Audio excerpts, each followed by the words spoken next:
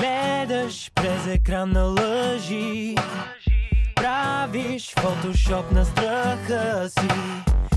Искаш блясъка на звезди, но когато си без звук, има ли причина да си тук? Кой беше твоя сън и как излиза вън вторият ти план? Май отдавна е централно спрян. Как мислиш, пак ли спиш?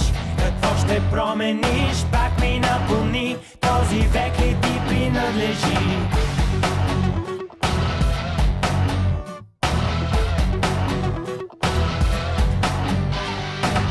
Шепнеш от корица в лош вид, крадеш цял колаж на друг чужд нит.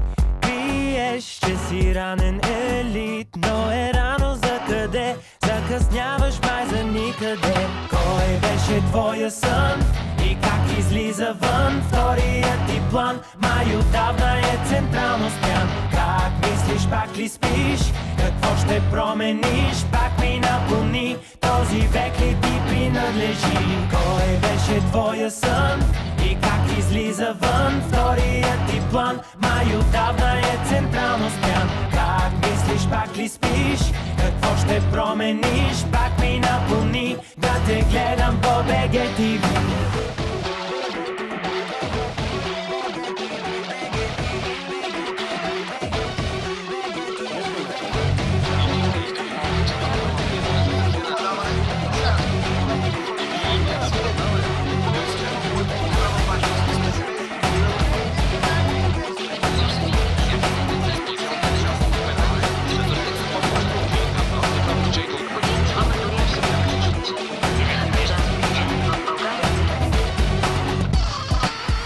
Минах вече през този свят, през смях и през тъга и хиляди лица.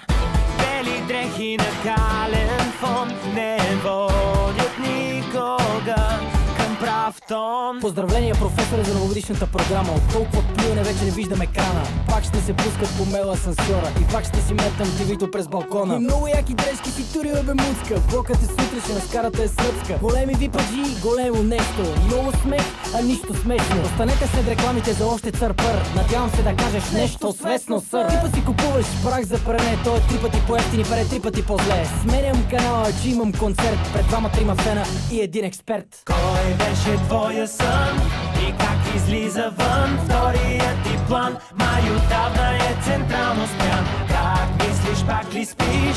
Какво ще промениш? Пак ми напълни, този век ли ти принадлежи? Кой беше твоя сън и как излиза вън вторият ти план? Май отдавна е централно спрян. Как мислиш, пак ли спиш? Какво ще промениш? Пак ми напълни, да те гледам по БГ TV.